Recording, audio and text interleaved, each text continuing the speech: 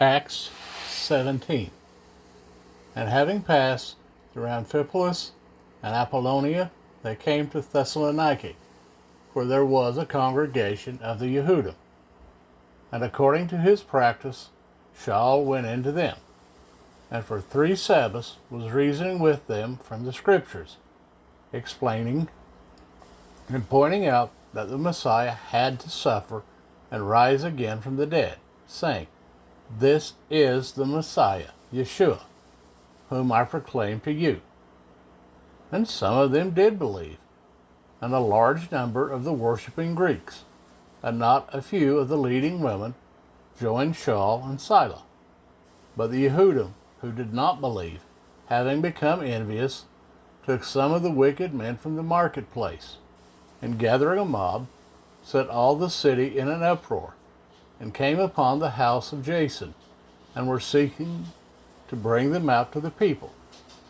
But not finding them, they dragged Jason and some of the brothers to the city rulers, crying out, "They who have turned the world upside down have come here too, whom Jason has received, and all of them are acting contrary to the dogmas of Caesar, saying there is another sovereign, Yeshua." And they troubled the crowd and the city rulers when they heard this.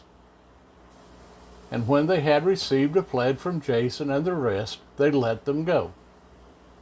And the brothers immediately sent Shaul and Silas away by night to Berola, who, having come, went into the congregation of the Yehudim. Now these were more noble than those in Thessalonica, who received the word with great eagerness, and searched the Scriptures daily, if these words were so. Then many of them truly believed, and also not a few of the Greeks, decent women as well as men. And when the Yehudim from Thessalonica came to know that the word of Elohim was proclaimed by Shaul at Berola, they came there also, and stirred up the crowds. And then immediately the brothers sent Shaul away to go to the sea, but both Silas and Timothy stayed there. And those who arranged for Shaul brought him to Athens, and receiving a command for Silas and Timothy to join him as soon as possible, they departed.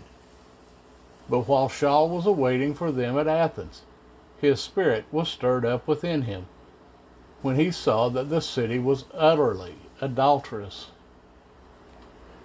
And therefore, indeed, he was reasoning in the congregation with the Yehudim, and with the gentle worshippers, and in the marketplace daily with those who met there.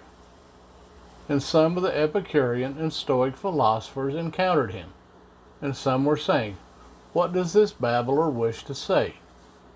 Others said, "He seems to be a proclaimer of strange mighty ones," because to them he brought the good news, Yeshua and the resurrection. So they laid hold of him and brought him to Areopagus, saying, "Are we able to know what this fresh teaching is of which you speak? For you are bringing some strange matters to our ears.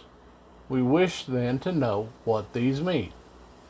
For all the Athenians and the strangers living there spend their leisure time in doing naught but to speak or to hear what is fresh. And having stood in the midst of the Areopagus, Shaul said, "Men of Athens, I see that you are very religious in every matter. For passing through and observing the objects of your worship, I even found an altar with this inscription, 'To the unknown mighty one.' Not knowing then whom you worship, I make him known to you. Jehovah, who made the world and all that is in it. This one, being master of heaven and earth, does not dwell in dwellings made with hands, nor is he served with men's hands, as if needing any, himself giving to all life and breath and all else.